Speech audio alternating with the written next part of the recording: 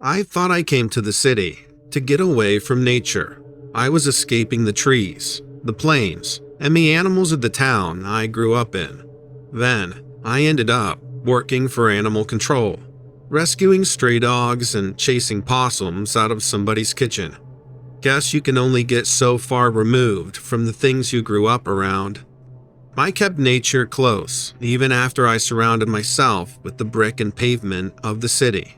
Unfortunately, the story I want to share with you today isn't about the cute pests who sneak up into your basement on particularly rainy days. It isn't about the dogs either. Please, try to hide your disappointment. I want to talk about the cats who shouldn't be here and the cats who follow me home. In my city, we don't have cats. There should be a few wandering the streets, I know, scratching and hissing at anyone who gets close, but there aren't. To my understanding, there never have been. Cats don't live here, not normal cats anyway. The ones that do, the ones that I've seen, are anything but normal. And I guess that's why no one talks about them. That's why the rest of my animal control team, who have lived here longer than me, refuse to file my reports. That's why the police refuse to get involved. You'll listen to me, right? I don't usually go out alone while I'm working. We drive in pairs, break in pairs, clock out in pairs. This night, my partner had called off work. That much is coincidence, I'm sure. They couldn't have known what I was going to run into. Aside from the full moon, it was just an ordinary night. I had been called to a residence to investigate a rapping sound around their garbage cans. They said they've looked outside with a flashlight and spotted something large. I've never seen a bear that far in the city, so I was expecting the same as you. It had to be a dog, maybe a well-fed raccoon.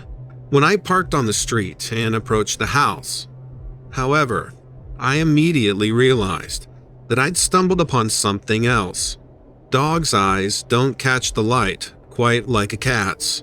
These eyes were glowing in the moonlight. A low growl interrupted me as the beam of my torch passed over the metal bins. I stopped and waited, thumbed the pepper spray scented repellent that I keep on my hip. Then, I spotted those eyes. They were wide set and large, thin slits for pupils, low to the ground, despite the tall back and shoulders that were illuminated by my flashlight. The animal's fur was short and sleek. It looked like it was built to run, chase more accurately. It was built to run me down and tear me apart. I already knew it was hungry. Why else would it be rummaging through someone's trash? We didn't have lions or panthers or anything like that around here. Yet this thing was the size of my own body. One of its massive paws stepped out from behind the garbage can, and it lumbered into view. Its lips peeled back, and it hissed through its bared teeth. Only then did I notice the whip-like motion of its tail. It cut back and forth, stirring up the shadows behind it. Those shadows seemed to cling to its body. The darkness seemed to trail from its fur, like tiny plumes of smoke pushed away as if the light from my torch was a strong breeze. I didn't stand around to see if it planned to lunge. I didn't fight back either. My fight-or-flight response landed firmly on flight. I ran as quickly as I could back to my car. I called the residents, warned them to stay inside, and contacted the rest of my team. No one was willing to meet me there. Instead, after a few long breaths, my supervisor suggested that I look again. They wanted me to confirm what I was describing, to be sure that it was still there. I swallowed my nerves and looked through the window. But they were right. Nothing was there. Whatever had disturbed the trash bins was gone. I eventually jumped back out, searched with my flashlight, and found nothing. Only the moon and the shadows had stuck around. I had no choice but to agree. I'd seen a dog or something, they said. The night had played a few tricks on me. I was nervous being alone. That shift ended early. But then the next week, it was my trash cans being rattled. I didn't go outside. I looked through the kitchen window instead. And at first, there was only darkness. I could only see the garbage bin rattling as the shadows seemed to bump against it. Then, I saw the tail. A quick flicker, and that's all I got. Then a flash of two wide-set eyes, and the shimmer of pointed teeth smiled at me from the dark. I knew the cat had followed me home. I tried again to tell my peers. They laughed it off at first. Then, they insisted I stop bringing it up. I tried to call the police. They came out to investigate once. They've ignored me ever since. But they have to know the cats are there. That's right, plural. I've seen more than one moving around the shadows. They have to know. I wasn't the first one to see them. I know that much. I wasn't the first one to respond to a call like that. Maybe my partner had a reason to believe that the cats might be out that night. Maybe their absence wasn't such a coincidence after all. But now, the cats are outside my home. I see them whenever it gets dark. I hear them when I try to sleep at night. Why have they attached themselves to me? Please, tell me how to get rid of these cats.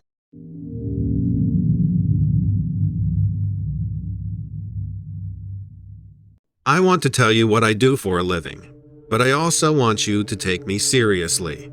I'm not a doctor or a scientist of any kind. I'm not a police officer, and I didn't serve in the military. I'm a pool boy. I clean pools and patios for people who make a lot more money than I do. Most days, I don't mind it. Then, there are the days that I see things.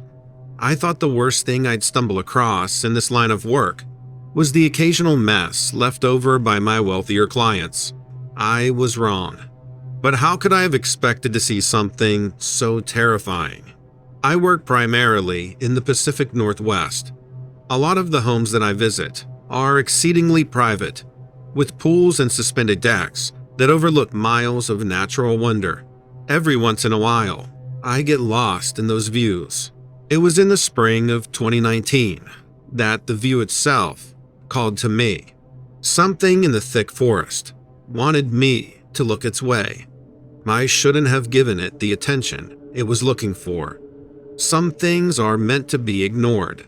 I heard a branch break. It was innocent enough, I thought, but the sound was so abrupt as I leaned onto the patio railing that I had no choice but to search for the source. I didn't find it right away. I saw a few birds scatter from the sea of trees and assumed nothing of it. I turned around and went back to my work, changed the pool filter, swept the leaves from the tile. Then something drifted across the wind. It sounded like a moan at first, like someone was in agony. It sounded human.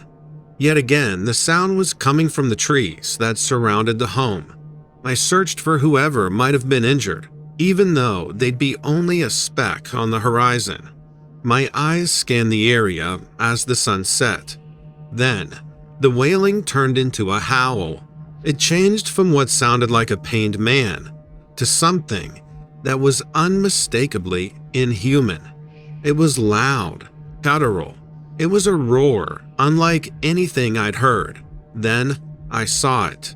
Something was standing on the treetops. My eyes made the same mistakes that my ears did. At first, I thought I was looking at a human being. It was standing upright, despite being on top of a tree that was at least 40 feet tall. Its legs were long, and its body was almost cartoonishly muscular, shaped like an upside-down triangle. But its head wasn't shaped like a man's at all. It was more canine, like a dog or a wolf. It was too far for me to tell at first, but I quickly realized that its entire body was covered in hair. It leaped from that treetop to the next, moving so quickly that it was nearly a blur. Each jump brought it closer to the patio. It was coming toward me. I stood frozen the first few times that it moved, but I couldn't believe what I was looking at. Nothing was supposed to move like this creature was moving. Worse, with all that space between us, I shouldn't have felt like it was chasing me. I shouldn't have felt like I was in danger, but that's all I could feel in that moment. When I saw another blur, another creature leaping between the trees, that was when I ran. I left the job half finished. I needed to get out of there. The second monster was closer than the first. Who knew how many others there were? I couldn't let them surround me. By the time I passed through the front door, I could hear them. I could hear the trees shrieking underneath their weight. The growling was even louder than before. The road to the house was long and almost as isolated as the building itself. I just had to hope the car would be quick enough. Something passed by my head, whistling like a bullet, as I turned around the front of my car and dove for the driver's seat. When I climbed inside, the windshield shattered. A branch had been thrown into my vehicle. Sticks and brush were peeking through the glass. I did my best to look around the foliage and slam the car in reverse. One of the creatures exploded from the forest to my right. It passed in front of the car just as I slid backwards. If I'd moved any slower, the beast would have crashed into the hood. I cut the wheel and turned around. I saw two of them in my rearview mirror, 8 feet tall, dark fur, dripping wet mouths full of pointed teeth. They didn't chase me for much longer. It turns out that the car was actually much faster than they were. They were quick in the trees, but on the road, they didn't stand a chance. Surprisingly, they didn't damage the house. I thought they would have torn that place apart. I know that because the owners called to ask why I didn't finish the job. They didn't believe me when I tried to explain. Neither did the insurance company when I tried to have my windshield repaired. I've been laughed at and turned away by everyone who's heard this story. I know how hard it is to believe, but I couldn't have imagined something like that. I just need one person to consider that it might be the truth, that there might be creatures like the ones I described hiding in our forests. If no one believes me, how can I help? And if I can't help someone else avoid the encounter that I had, what was the point? All that fear would have been for nothing. The fear I still feel would be a waste. What do you say? Do you believe that they might be out there?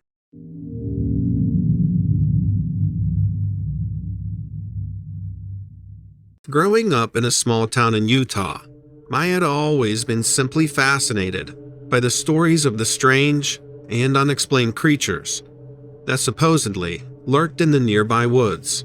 I never put too much stock into these stories, of course, but that all changed one day when I had my own encounter with something truly bizarre and terrifying. I'm just an average person, not a freak show who makes up crazy, outlandish stories for attention.